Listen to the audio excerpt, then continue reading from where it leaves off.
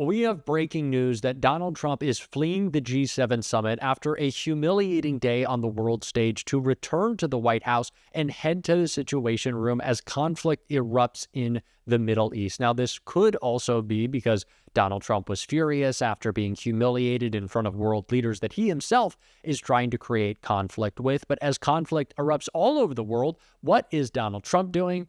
What he always does, bleeding and screaming and yelling on Truth Social, only worsening the situation so much that now even MAGA Republicans are calling him out. We are going to get into those posts, but first, I want to start with a breaking news update from Senator Chris Coons, who addressed the situation in Iran, and that comes right here. Senator Coons, we had some breaking news as we came on the air. I want to read you this X post from Caroline Leavitt on the president leaving the G7 summit early and get your response. Quote, President Trump had a great day at the G7, even signing a major trade deal with the United Kingdom and Prime Minister Keir Starmer. We can get to that in a moment. Much was accomplished, but because of what is going on in the Middle East, President Trump will be leaving tonight after dinner with heads of state. Take that as you will, your response to the president choosing to leave early. Well, look, frankly, the president has traveling with him the ability to stay in touch with our armed forces and to stay on top of any situation in the world. I hate to say it, but my gut hunch is this was a party at which he wasn't especially welcome. He has picked fights with every one of our major allies represented at this summit. His chaotic and ill-conceived tariff fights with our partners and allies may well have meant some very awkward and difficult conversations. I hope that he is coming back for a constructive reason, but I'm alarmed, given some of his recent tweets, that this might be the next step in spiraling towards getting involved in a major war in the Middle East. I was confused about this announcement from Caroline Leavitt, and for a couple reasons. One, if you're going to announce that you know your principal is leaving the G7, you gotta put a little more around it. This has inspired more questions and it's given answers. But two, to cite the Middle East in this, part of on the agenda for the G7 was the crisis in the Middle East. Right. The G7 members have a stake in what is going on. They want to contain the conflict, and I dovetail that with the fact that over the years, the G7 has expanded to instead of just coordination about the economy, now it's broader world crises. The war in Ukraine, Russia's war in Ukraine was on the list. Why leave if that is the reason? Because the president got a skip at his hotel, let me tell you. That's how it works, folks, okay? There's a skip at the hotel. He can have his meeting. So President Trump and Secretary Hegseth are spectacularly ill-prepared and unqualified to deal with this exact moment, which it pains me to say, but is the reality. And if you're about to face a major challenge in terms of our national security and the future of the Middle East, and you are still facing a challenge that President Trump hasn't stood up to of how to deal with Russia's aggression in Ukraine, my core values and my gut instinct, you want your partners and allies around a table with you, pulling in the same direction, seeing things the same way, using their resources and their capacities alongside us. That's not his gut instinct. His is the exact opposite. He sees America first as America alone. And he doesn't see the value in having our NATO partners and allies, our EU partners, those who are at this table sitting with us, jointly figuring out how we're going to deal with the chaotic and uncertain moment we have in the Middle East and with the very real challenges of Russia's continued aggression. And I'll remind you, these two are connected. Russia's constant bombardment of civilians in Ukraine is facilitated by Iranian drones. Our critical competitors and opponents around the world, our enemies, the DPRK, North Korea, the PRC, Russia, and Iran are increasingly coordinating, sharing troops and equipment and material and strategy.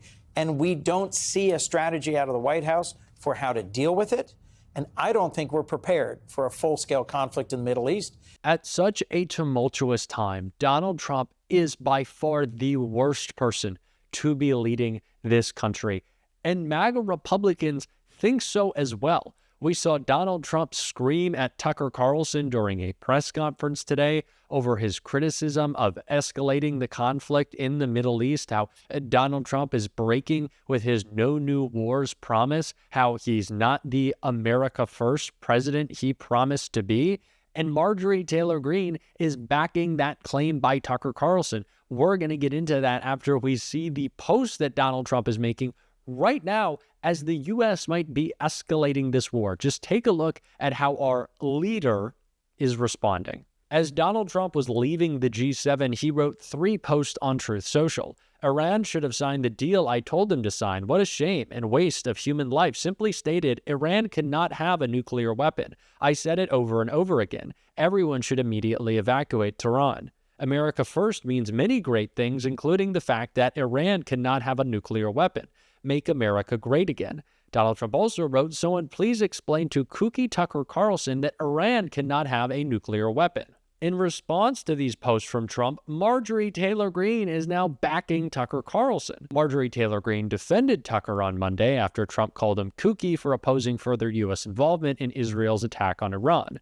Somebody please explain to kooky Tucker Carlson that Iran cannot have a nuclear weapon, wrote Trump.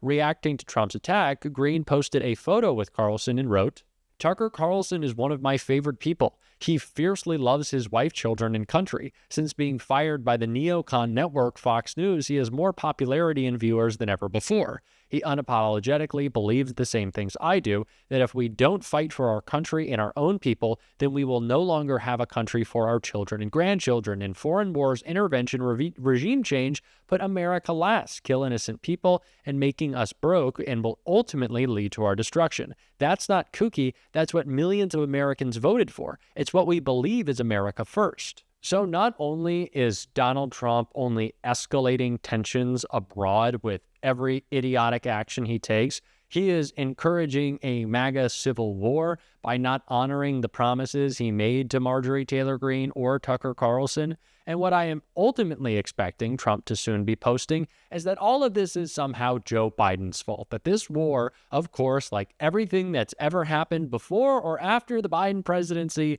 falls squarely on the shoulders of Joe Biden and Kamala Harris and, I don't know, maybe what Merrick Garland, like that's what Donald Trump is going to be saying. And we are already seeing the cope from MAGA. Jesse Waters was on his show saying that Donald Trump was elected for these moments, built for these moments. This is why we need him.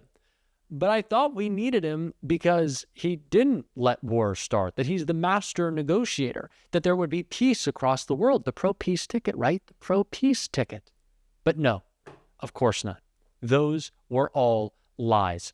Obviously, Donald Trump is simply kowtowing to Putin. He is letting him be walked all over, the rest of the country as well. There's no negotiating. Donald Trump doesn't know how to negotiate on the world stage. Donald Trump isn't taken seriously on the world stage. And I feel very uncomfortable right now because it's what? It's 9:32 when I'm recording this. So Pete Hegseth is probably put a couple back and we're expecting things to be safe under his watch. I don't think so. And at the same time, where are our troops focused? They're focused on Los Angeles. If we need a response, we got to get them out of LA, where they don't have food, water, shelter, all because Donald Trump wanted to make a scene to distract from the fact that his boyfriend and Elon broke up with him, that he talked about his relationship with Jeffrey Epstein, that his agenda is garbage, that no one came to his birthday, that the single largest protest in American history was against him. What? How did anyone vote for this guy? I know this isn't the most measured response to what is happening, but my Lord, this is scary. And Jamie Raskin shares my sentiment, talking about what Donald Trump is actually focused on with his gangster state. And I want to take a look right here. You know, whatever kind of varnish they had from the first administration is completely off now. They're not even pretending to do anything else. I mean, their first foreign trip was back to Saudi Arabia in the Middle East, not for any, peace-seeking purposes or no foreign policy agenda. It was a bunch of business deals. It was a business trip. So look, corruption is the opposite of democracy. Democracy is the system which advances the idea that every single person matters and we all rise together. The opposite of that is a corrupt, monarchical or dictatorial system where you have a tiny group in society that uses public resources and private resources just to benefit themselves. And that's what we've got now. It's a gangster state. It's a gangster state. That's amazing. I mean, the number of signs opposing the immigration tactics was, to me, heartening, because I feel like the right has done a good job sowing a false narrative that immigration is Trump's issue and that Democrats are on defense if they're even talking about it. But it turns out a lot of people were in the streets saying that absolutely no one should be deported without due process. No one should be snatched off the street by men or women with masks on who disappear them into a van. Nobody wants that. What are you guys talking about as a party about the opportunities around immigration? Well, you're right that people understand that either we have constitutional rights and protections for everybody in the country, or we don't have any at all. And that's why due process are the two most beautiful words in the English language. They separate our freedoms from the arbitrary power of the state. But I think Donald Trump gave the whole game away on Thursday, where apparently after meetings with his Secretary of Agriculture and hearing from a bunch of large agribusiness executives and companies, he said, we are no longer going to be deporting people from farm states, meaning undocumented immigrants, because that's the backbone of that industry. And he said, these are good people who've been working hard, and they deserve better than just being rounded up and kicked out of the country. It was amazing to hear him say that, but obviously he'd heard from an important ingredient in his political coalition. But that unravels the entire argument for what they've been doing, for the whole destruction of our Constitution. If these are good, hardworking people who are looking for a way in to America in farm country and in the hospitality and hotel industry, as he said, why not also in the construction sector? Why not also in landscaping and restaurants and so on?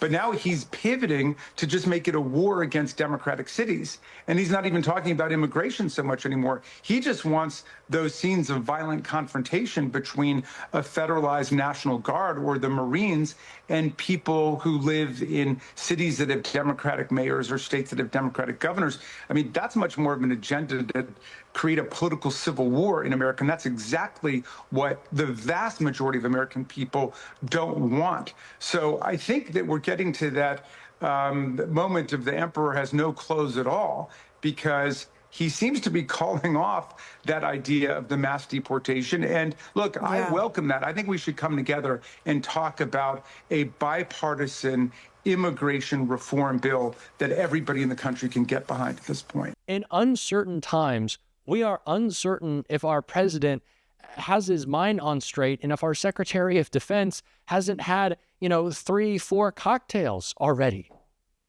It's a scary time. It really is, from the people who promised the peace, which was never going to come. What? How did they believe him? I don't know. But I can promise we are going to keep you updated on this situation as much as possible. And if you want to stay ready for those updates, of course, you can subscribe to this channel. Leaving a like and dropping a blue heart goes a long way. And until I see you again, until I see you soon, I'll see you soon.